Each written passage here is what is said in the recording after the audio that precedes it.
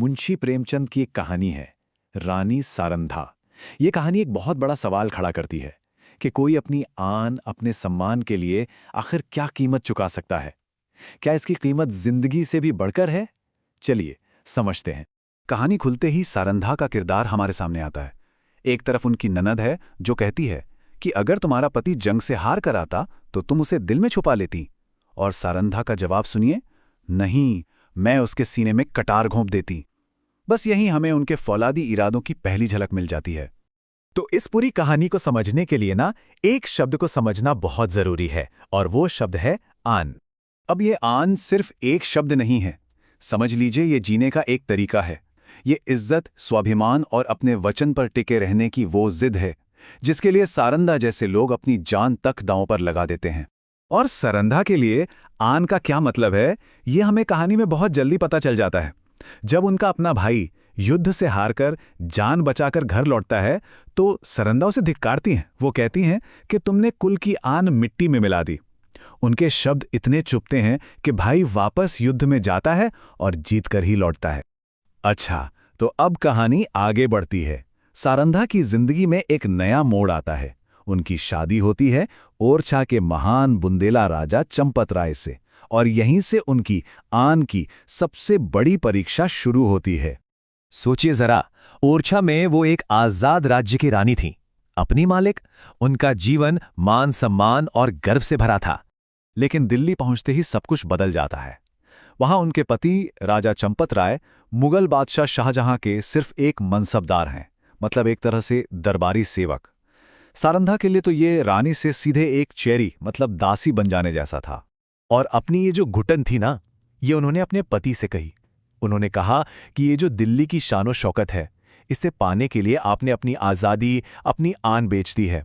और उनके शब्द इतने असरदार थे कि राजा चंपत राय ने वो सुनहरा पिंजरा छोड़ने का फैसला कर लिया। और यहीं से कहानी में एक ऐसा मोड़ आता है जो सब कुछ बदल देता है। और वजह बनती है एक मामूली सी चीज, एक घोड़ा। तो देखिए, उस वक्त चल क्या रहा था।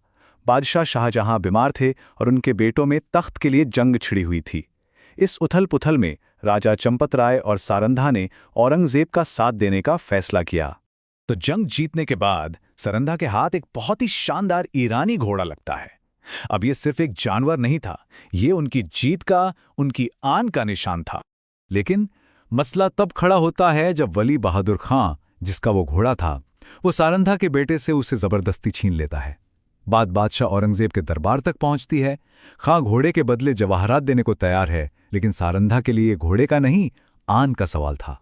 सोचिए, बादशाह का दरबार लगा है और वहां सारंधा पीछे हटने से साफ मना कर देती हैं। वो ऐलान करती हैं कि अगर बात सम्मान से नहीं सुलझेगी तो फैसला तलवार करेगी। और यही वो पल है जो सारंधा के किरदार को हमेशा के लिए अमर कर देता है। जब औरंगजेब हैरान होकर पूछता है, एक घोड़े के लिए? तो सारंधा का जवाब सुनिए, नहीं, उस चीज के लिए जो दुनिया में सबसे कीमती है, अपनी आन। तो सारंधा ने अपनी आन तो रख ली, घोड़ा भी रख लिया, लेकिन इसकी कीमत क्या चुकानी पड़ी? बहुत बड़ी कीमत। उनकी जागीर चली गई, उनका मनसब चला गया और बादशाह की नाराजगी मोल ले ली, यानी शांति का हर रास्ता बंद हो गया। और अब हम कहानी के सबसे दर्दनाक, सबसे आखिरी हिस्से की तरफ बढ़ते हैं, जहां उस एक फैसले का अंजाम एक बड़ी त्रासदी के रूप में सामने आता है। देखिए, एक घोड़े से जो बात शुरू हुई थी, वो 3 साल लंबी एक जंग में बदल गई। वो पहाड़ों में, जंगलों में भागते रहे, शाही फौज उनका शिकार करती रही, लेकिन कब तक? आखिरकार उन्हें अपने ही किले में घेर लिया गया। और जब बचने के सारे रास्ते बंद हो गए तो सारंधा ने एक ऐसा फैसला लिया जिसके बारे में सोचकर ही रूह कांप जाए। किले में फंसे औरतों और बच्चों को बचाने के लिए उन्होंने अपने सबसे प्यारे बेटे छत्रसाल को दुश्मन से वादा लेने के लिए भेज दिया, ये जानते हुए कि उसका वापस लौटना लगभग नामुमकिन है।